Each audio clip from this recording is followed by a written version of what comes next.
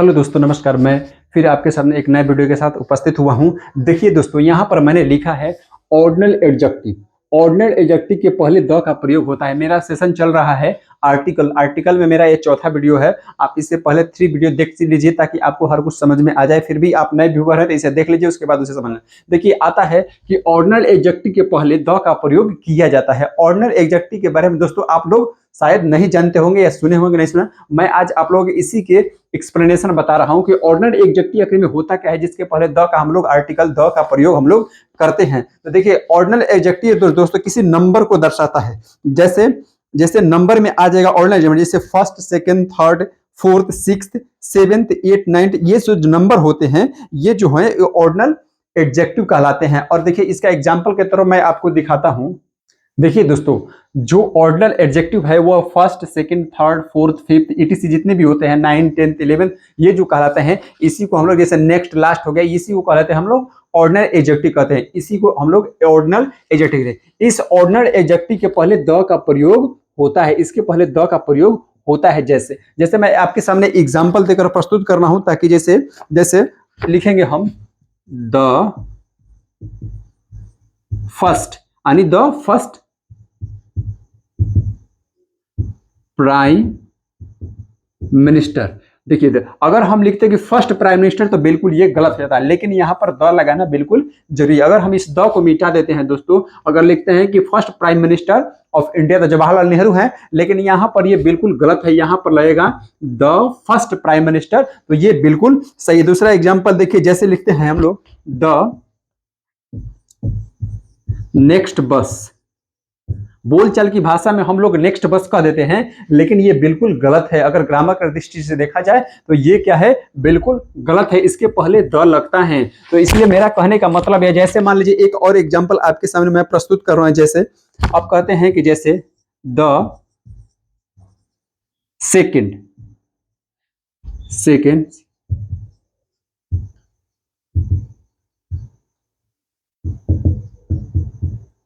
Chief minister, the second chief minister. दोस्तों, तो यहां पर जो अगर हम द नहीं लगाते हैं और सेकेंड चीफ मिनिस्टर कहते हैं तो बिल्कुल गलत है। क्यों? क्योंकि ये जो हो है, ये सब जो होते हैं, ये क्या है, ऑर्डिनल एडजेक्टिव है। और ऑर्डिनल एडजेक्टिव के पहले हमेशा द का प्रयोग होता है। तो यहां पर हमेशा द का प्रयोग होगा। इस बात को हमेशा ध्यान में रखिए कि ऑर्डिनल एडजेक्टिव के पहले हमेशा द का प्रयोग होता है। लेकिन दोस्तों, ये तो आप जान गए कि द का प्रयोग होता है ऑर्डिनल एडजेक्टिव, बिल्कुल याद रखिए, इसमें कोई दो राय नहीं है। लेकिन इसमें कुछ दोस्तों अपवाद है, जो उस अपवाद को नहीं जानेगा उससे बार बार गलतियां होती रहेगी। तो चलिए, उस अपवाद को मैं आपके सामने रखता हूं कि क्या है। अगर दोस्तों, अगर आपके सामने, जैसे ये तो हो गया ऑर्डिनल एडजेक्टिव। ऑर्डिनल एडजेक्टिव में कुछ ऐसे एडजेक्टिव हैं, जो ऐसे एडजेक्टिव हैं जिनके पहले अगर आप लगा देंगे द तो बिल्कुल गलत हो जाए, कुछ निम्न के। जैसे अब देखिए, ये जो नेक्स्ट है, ये जो नेक्स्ट और लास्ट है, ऐसे ऑर्डिनल एडजेक्टिव जिनके पहले कभी कभी क्या होता है, द नहीं लगाता है। जैसे दोस्तों, अगर मान लीजिए नेक्स्ट हो या लास्ट हो, अगर इनके प्लस टाइम आ जाता है, अगर इनके पहले टाइम आ जाता है, तो यहां पर दोस्तों इनके पहले यहां पर अगर द लगा देते हैं, बिल्कुल गलत है। नेक्स्ट या लास्ट आ जाए, अब प्लस टाइम हो जाए, अगर ऐसे नेक्स्ट और लास्ट के लगाते हैं, उससे पहले तो कोई दिक्कत नहीं, आपको द लगाना ही पड़ेगा। लेकिन नेक्स्ट और लास्ट के पहले अगर द लगाते, उसके बाद अगर टाइम आ जाता है और तब द लगाते हैं, तो ये बिल्कुल, जैसे एग्जाम्पल से मैं ये नोट कर लीजिए। ऐसे ये नोट हो गया आपके लिए कि अगर नेक्स्ट या लास्ट के पहले अगर टाइम आ जाता है, अगर आप द लगाते हैं तो बिल्कुल गलत है। जैसे मैं आपके सामने एग्जांपल लिखूं, जैसे लास्ट, मैंने लिखा लास्ट वीक। यहां पर दोस्तों मैंने लिखा लास्ट वीक। यहां पर जो लास्ट वीक है दोस्तों, ये क्या है, ये बिल्कुल सही है, बिल्कुल सही है। अगर आप आप कहेंगे कि ये तो ऑर्डिनल एडजेक्टिव है, ऑर्डिनल एडजेक्टिव के पहले अगर द लगाना तो अगर अब यहाँ हम द लगा देते हैं, यहाँ पर अगर हम द लगाते हैं तो दोस्तों ये बिल्कुल क्या हो जाएगा, गलत होगा। क्यों? क्योंकि इस रूल को फॉलो करता है कि लास्ट और नेक्स्ट के बाद अगर टाइम आता है तो द का प्रयोग नहीं करते हैं, और यही ये रूल को फॉलो करता है, इसलिए ये बिल्कुल क्या है, ये गलत है। यहाँ पर द बिल्कुल नहीं लगेगा। क्यों? क्योंकि लास्ट के बाद यहाँ पर टाइम आ रहा है, तो इसलिए यहाँ पर द का प्रयोग नहीं होगा। देखिए नेक्स्ट एग्जाम्पल आपके सामने दे रहा हूं।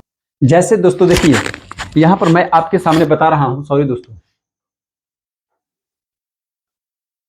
जैसा कि आप एग्जाम्पल मैंने दिया है, आप इसे देख लीजिए कि जैसा आपके सामने मैं प्रस्तुत कर रहा हूं कि ये जो एग्जाम्पल दिया गया है, आप देखिए कि इसमें क्या है, लास्ट, ये क्या है, लास्ट मार्च, लास्ट ईयर, नेक्स्ट मॉर्निंग और नेक्स्ट डे, ये ऐसे एग्जाम्पल, ये क्या है, ये लास्ट और नेक्स्ट क्या है, ऑर्डिनल एडजेक्टिव है, तो इनके पहले द लगाया जाता है। लेकिन मैंने क्या कहा कि अगर नेक्स्ट और लास्ट के बाद टाइम एक्सप्रेशन वर्ड आ जाए, टाइम एक्सप्रेशन जैसे ईयर आ जाए, मॉर्निंग आ जाए, डे आ गए, टाइम आ गया, अगर कोई भी चीज आ जाए टाइम एक्सप्रेशन वर्ड, उसके पहले द नहीं लगाया जाता है। इसलिए ये सारे जो हैं सही है, इनके पहले अगर आप यहाँ पर द लगा देते हैं किसी के पहले तो बिल्कुल गलत हो जाएगा। तो भूल से भी आप इनके पहले द का प्रयोग नहीं किया। अगर लास्ट और नेक्स्ट ये दोनों हैं ऑर्डिनल एडजेक्टिव है, बाकी जी का फर्स्ट सेकंड थर्ड है, इससे पहले लगाइएगा कोई दिक्कत नहीं है, लेकिन इसके पहले भी लगाइएगा कब, जब इसके बाद में टाइम एक्सप्रेशन वर्ड न आए। जैसे अगर हम लिख देते हैं कि नेक्स्ट बस, अगर यहां पर लिखते हैं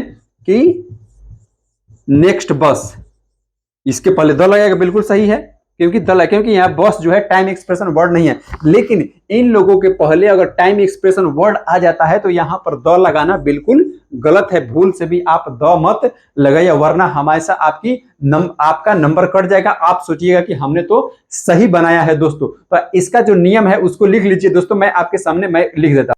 इस नियम को दोस्तों आप लोग लिख लीजिए, मैंने लिख दिया है कि अगर नेक्स्ट या लास्ट के बाद टाइम एक्सप्रेशन वर्ड आ जाए तो ordinal adjective next and last के पहले द का प्रयोग द नहीं लगेगा। जैसे एग्जांपल के तौर पर क्या होगा कि द नेक्स्ट ईयर, ये जो है टाइम एक्सप्रेशन करता है, तो इसलिए इसके पहले द लगा हुआ है, तो ये क्या है, गलत है। अगर देखिए नेक्स्ट ईयर क्या है, इसका सही रूप है दोस्तों। तो ऑर्डिनल टाइम एक्सप्रेशन वर्ड क्या होता है, टाइम एक्सप्रेशन वर्ड भी अभी मैं आपके सामने लिख देता हूं। अगर आप इसे नोट कर लीजिए और नोट कर लीजिए ताकि आपको भविष्य में काम आए, और अगर समझ गए हैं तो बहुत अच्छी बात है। टाइम एक्सप्रेशन वर्ड में जैसे दोस्तों हो गया, आपको जो मैंने लिखा है टाइम एक्सप्रेशन वर्ड, तो इसमें दोस्तों क्या हो जाएगा, देखिए हो जाएगा year, month, date, year, month, date, day, night, morning, evening, ETC, जो भी है, जो भी समय को दर्शाता है उसको हम लोग, उसको अगर वो अगर आ जाएगा नेक्स्ट या लास्ट के बाद आ जाएगा तो उससे पहले हम लोग क्या करेंगे, द का प्रयोग नहीं करेंगे दोस्तों। ठीक है, अगर आप इसको समझ गए हैं तो मैं अब एक नेक्स्ट आपके टॉपिक इसके बारे में बताता हूं जो कि आपको समझना बहुत जरूरी है। ये तो हो गया ऑर्डिनल एडजेक्टिव के बारे में। अब आप जानिए कि इसके एक और कोटेक्शन, एक और नियम है, उसको जान लेते हैं। देखिए दोस्तों, इसी क्रम में ऑर्डिनल एडजेक्टिव के ही क्रम में मैं आपके सामने एक और कोटेक्शन जो कि बच्चों से बहुत फंसता है, स्टूडेंट से। देखिए ये क्या होता है कि पीरियड ऑफ टाइम और पॉइंट ऑफ टाइम, इस हिसाब से अगर देखा जाए तो पीरियड ऑफ टाइम जो होता है उसके पहले द लगता है, चाहे लास्ट हो या फर्स्ट हो। लेकिन अगर वही टाइम जो होता है दोस्तों, अगर पीरियड पॉइंट ऑफ टाइम हो जाएगा तो उसके पहले द का प्रयोग नहीं होता है। जैसे एग्जांपल मैं आपके सामने प्रस्तुत कर रहा हूं। जैसे अगर पीरियड ऑफ टाइम है तो पीरियड में क्या लगता है, फॉर लगता है। जैसे प्रेजेंट परफेक्ट कंटीन्यूअस में आप पढ़े होंगे, या present perfect past perfect continuous में आप पढ़े होंगे। अगर ये फॉर है, ये किसके लिए होता है कि पीरियड ऑफ टाइम के लिए। अगर लगता है जैसे for the last week, for the last week. अब ये क्या है, यहां पर द, इसके बाद देखिए टाइम ऑफ एक्सप्रेशन है ना, वीक,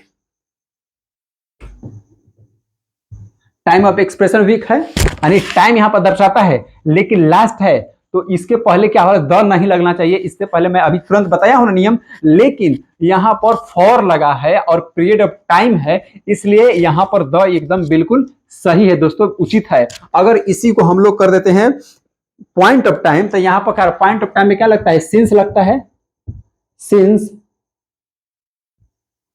लास्ट वीक करते हैं, तो वो बिल्कुल सही है, क्योंकि यहां पर द लगाना बिल्कुल गलत हो जाएगा। तो यही देखिए दोस्तों, अपवाद जो चीजें हैं, बच्चे अपवाद, स्टूडेंट अपवाद नहीं पढ़ते हैं, जिसके चलते बार बार वो गलती करते हैं। अगर मान लीजिए नेक्स्ट एग्जांपल आपको जाता है, जैसे फॉर द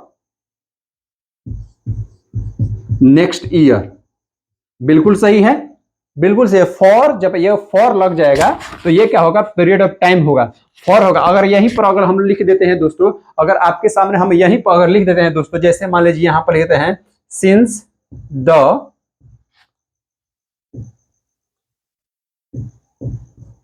नेक्स्ट ईयर, अगर since of the next year लिखते हैं तो ये बिल्कुल गलत हो जाएगा दोस्तों।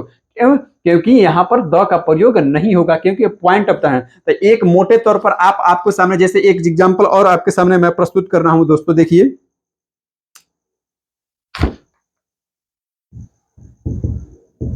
सिंस लास्ट जनवरी हुआ। अगर यहां पर हम लोग दोस्तों देखिए, यहां पर हो जाएगा फॉर द लास्ट जनवरी, ये बिल्कुल सही है और ये भी बिल्कुल सही है। और इन दोनों में कोई अगर चेंजिंग करते हैं तो वो बिल्कुल गलत हो जाएगा दोस्तों। तो मोटे तौर पर आप समझ लीजिए कि अगर द लास्ट, अगर लास्ट और नेक्स्ट यानी ऑर्डिनल, जो ऑर्डिनल एडजेक्टिव है, इसके पहले टाइम और पीरियड लगेगा तो द का प्रयोग नहीं होगा, ये बिल्कुल सही बात है। लेकिन अगर लास्ट और नेक्स्ट के बाद टाइम क्या होता है, टाइम एक्सप्रेशन वर्ड है, और उसके पहले अगर फॉर लगा हुआ है, फॉर यानी पीरियड ऑफ टाइम जो दर्शाता है वो फॉर लगा हुआ है, तो वो बिल्कुल सही हो जाएगा।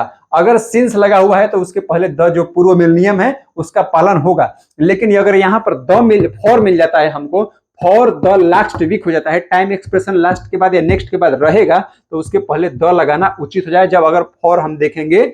तो दोस्तों ये हो गया आपको ऑर्डिनल एडजेक्टिव के बारे में कि कब हम द का प्रयोग करेंगे या कब हम द का प्रयोग नहीं करेंगे। इसी तरह से वीडियो को देखिए, पूरी वीडियो को देखिए, लाइक कीजिए, सब्सक्राइब कीजिए और मेरे नेक्स्ट वीडियो का इंतजार करिए, ताकि और भी ऐसे रोचक जानकारी आपको देता रहूं। और मेरा ये आर्टिकल द का सेशन चौथा वीडियो है, इसके बाद भी एक वीडियो आएगा। इससे पहले जो 4 वीडियो उसे देख ले ताकि पूरी जानकारी आपको मिल सके। जय हिंद दोस्तों, लाइक ठोक दो और सब्सक्राइब कर दो।